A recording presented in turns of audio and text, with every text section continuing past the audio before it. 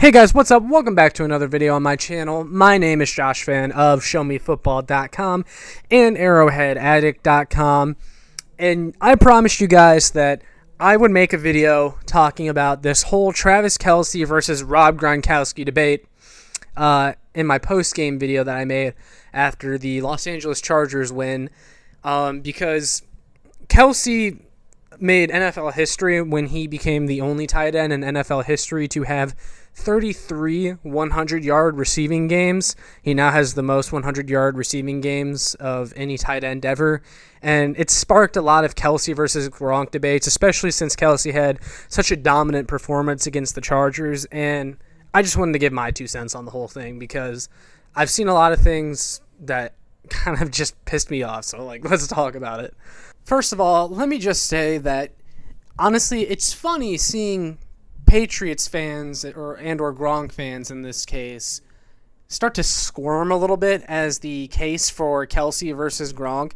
The scale tips more towards Kelce's favor day by day, and they kind of are running out of things to say. I'm sorry to break it to them, but Travis Kelce is going to go down as the greatest tight end of all time.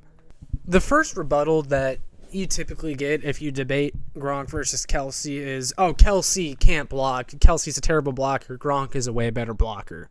This is the part of the argument where a lot of people show that they don't know what they're talking about, saying that Kelce can't block. I don't know if you guys have watched Travis Kelce over the years. He is a tremendous blocker, and he's one of the top blocking tight ends in the NFL and has been for the better part of the last decade. Especially back when the Chiefs' offense was a lot more West Coast than it is now. They're very much a passing, gunslinging offense with Patrick Mahomes. That wasn't always the case, though. You go back to the Alex Smith days, they were much more dink and dunk. And because of that, they ran a lot of screens. They ran a lot of end arounds. And Kelce was instrumental blocking on those plays, especially then. I remember... I think it was Christmas Day against the Broncos. I want to say it was 2016, maybe. You guys, you can go find the play, but Travis Kelce, this was Tyreek Hill's rookie year. Tyreek Hill, he got an end around, and Travis Kelce just delivered a fantastic block and drove the defender into the ground, and it resulted in a Tyreek Hill touchdown. And there's just so many examples on film of highlight blocks from Travis Kelce, and to say that he doesn't block or that he can't block, it's just such a casual take. Even in 2020, Travis Kelce had the highest blocking efficiency of any tight end, even ahead of George Kittle that year. That stat comes from Pro Football Focus for those who are curious. Travis Kelce is a good blocker. I don't understand where the narrative came from that he doesn't or that he can't block. That being said, Rob Gronkowski, also a great blocker, yes, and some are going to argue that he was a better blocker than Kelce, and that is something that I think you have to consider. On the other hand, though, Travis Kelce is the far better receiving tight end, and blocking, especially in today's NFL, is the far less valuable asset. And I think this is probably where people get the idea that Travis Kelce doesn't block. It's mainly the way that the Chiefs' offense operates. They are a passing offense, and therefore they use Kelce's receiving ability more than they use his blocking ability. And you can't really say the same for the Patriots' offense back then with Tom Brady and Rob Gronkowski. Yes, they threw the ball, and yes, Rob Gronkowski was a good receiving tight end, but they weren't as pass-heavy as the Chiefs are today, and a lot of other teams for that matter. If you're asking me which tight end I'd rather start my franchise with, I'm going with Travis Kelce because he's the better receiving tight end. He's better at getting open. He's the better route runner. And he's also far more durable than Rob Gronkowski was. But I'll touch on that a little bit more later. So yeah, when you have a tight end that's as talented catching the ball and being a receiving threat with Travis Kelce, you're going to use that more than you're going to use his blocking. It would be stupid to block with Kelce a majority of the time, given what the Chiefs' offense is and given what Kelce is great at.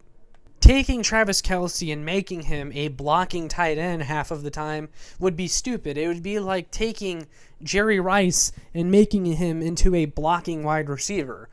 So even if you want to say that Rob Gronkowski is the better all-around tight end, Travis Kelce is the far better receiving tight end, and receiving ability is far more valuable than any blocking tight end. And you'd at least have to admit that Kelce is the greatest receiving tight end of all time. Like, let's just look at some of these numbers from Kelce. There's the most recent stat that I brought up at the beginning of the video, which is Kelce is the only tight end in NFL history to have 33 100-yard receiving games, and he's almost certainly going to have a lot more before it's all said and done. Kelce is also on pace to finish with well over 1,000 yards once again this season. He's actually on pace for his best season ever. We're at the halfway point of the 2022 season, and Kelce has 69 receptions for 855 yards and 11 touchdowns.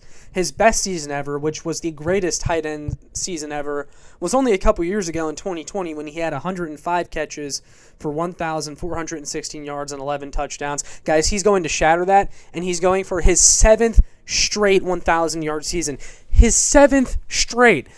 Do people understand how crazy that is? No other tight end has even 5 1,000-yard seasons altogether, and Kelce is about to go for his 7th straight. And for me, this is one of the biggest things putting Kelce ahead of Gronk all time. It's just going to be when Kelce's career is done, his numbers are going to blow Gronk's out of the water. For Kelce's entire career, he has 773 receptions for 9,861 yards and 68 touchdowns. Rob Gronkowski, who was already retired, had 621 catches for 9,286 yards and 92 touchdowns.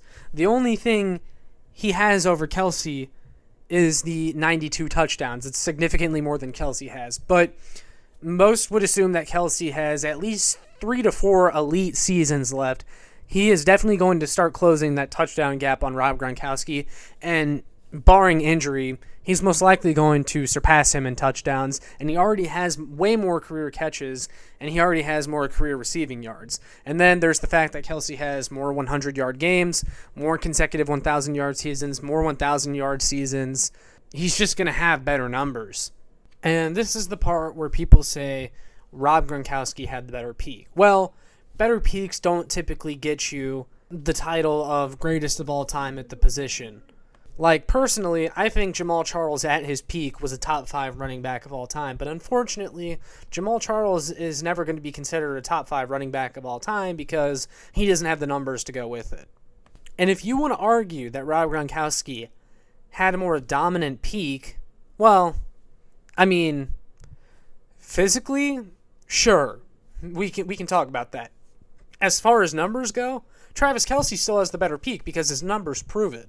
Now, if you want to say Rob Gronkowski is the more physically imposing player, sure, because if you watch Rob Gronkowski's career highlights, he has way more highlights than Travis Kelce of, like, bowling people over on his way to the end zone. But you know what? That's okay, because that's Rob Gronkowski's play style. That was his play style. Travis Kelce is a little bit more finesse. He takes hits a little bit better than Gronk. He doesn't try bowling his way through guys. That's not to say he can't give a stiff arm or whatever and that he's not a tough guy to bring down, but he definitely was not like Gronk in that aspect. But when you think about it, that's probably one of the reasons that Rob Gronkowski didn't last as long as Travis Kelce is going to, because Travis Kelce doesn't take so many big hits.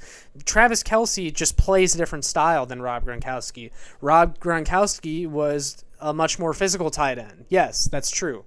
But Travis Kelce is going to have much better longevity because of the fact that he isn't.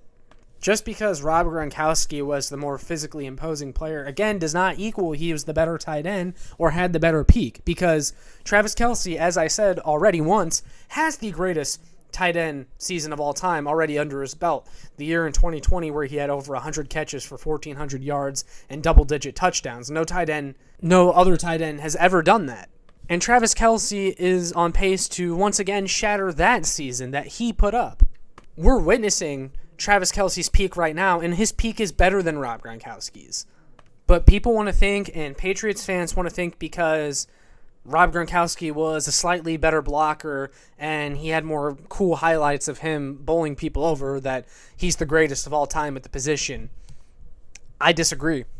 Numbers never lie, and Travis Kelce has way better numbers, way better accolades. Rob Gronkowski will probably end up finishing with more Super Bowl rings, but that's more of a team accomplishment than individual success. Travis Kelce, just his numbers blow Gronk's out of the water, and they're going to blow Gronk's out of the water when his career is all said and done.